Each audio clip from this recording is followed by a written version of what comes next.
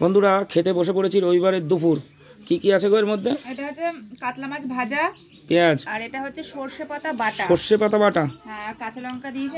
আর নিয়ে আসো। আমি আরেকবার আপনাদের বলছি, বলবেন না। নিয়ে আসো। এটা কি? এটা হচ্ছে মাছের তেল বেগুন দিয়ে।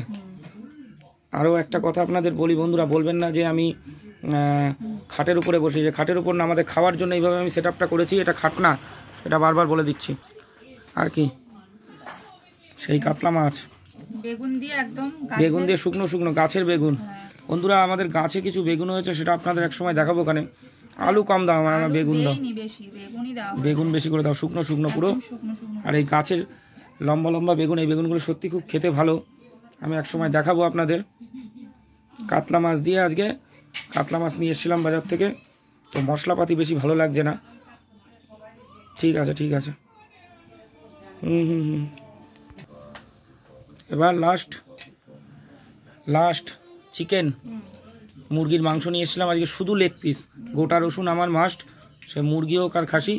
দেখুন, পুরো লেগের মাংস এনেছি আজকে। 1 কিলো 300 গ্রাম মাংস এনেছি, পুরোটাই লেগ। এবং সত্যি এটা আলাদা করে তুলে নিয়ে এসছে। মাংস আছে ওইদিকে, সবাই খাওয়া দাওয়া করছে ওই ঘরে। হ্যাঁ, অনেক কিছু অল্প অল্প খেতে হবে। ঠিক আছে, ঠিক আছে।